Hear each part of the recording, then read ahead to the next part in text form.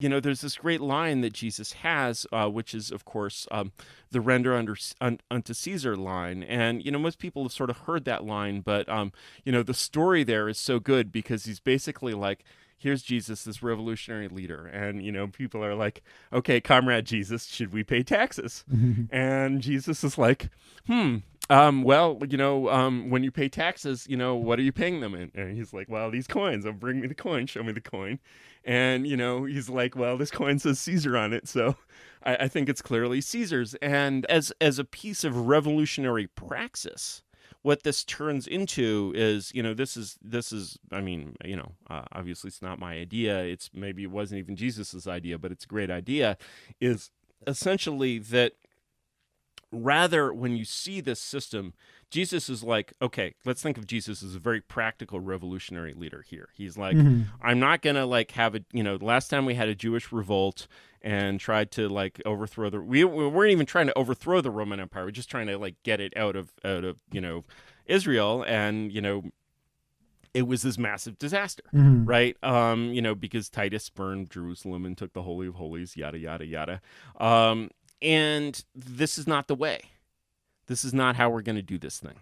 And so, this is a supremely practical act where you essentially say, look, here are the two things we can't compromise on.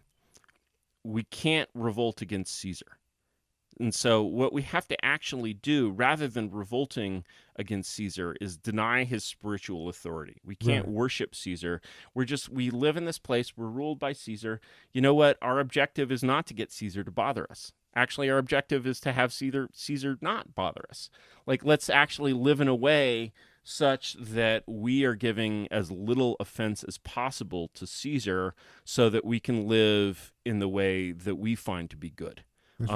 And so you compare, it's like if you're looking for a modern equivalent of that strategy, let's compare the approach of, Christians who are sort of pushing back against the modern world, which is, of course, obviously very, very common. You go back, I don't know that there's anything left of like the moral majority or anything like that, but these are very, these are Christian warriors. This is the church militant, right?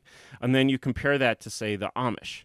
Now, the Amish are very, very Christian, and the Amish approach is very much that of Jesus, which is that we are going to stay out of your way. We're not even going to vote in your goddamn elections, and we're going to live in the way that we judge to be godly.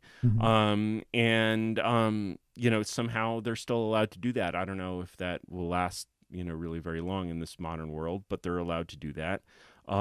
And actually, speaking of the Amish, and, we were talking about technology, earlier, I think that we have a lot to learn from those people.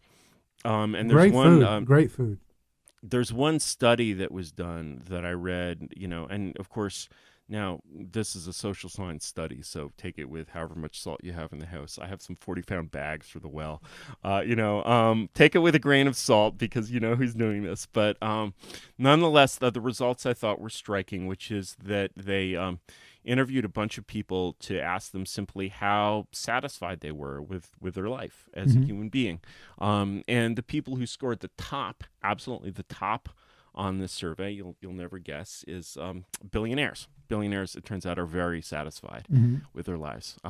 Slightly behind the billionaires, Amish. And so, you have, you're like, okay, this is something that works. It's not quite the same as like Ted Kaczynski being against technology. It's a little bit different, but there's maybe some common ground there. And this is so far outside whether it's a Whig telos or a Marxist telos or sort of any picture of What's what a the Christian future should telos be. that we're on? Yeah.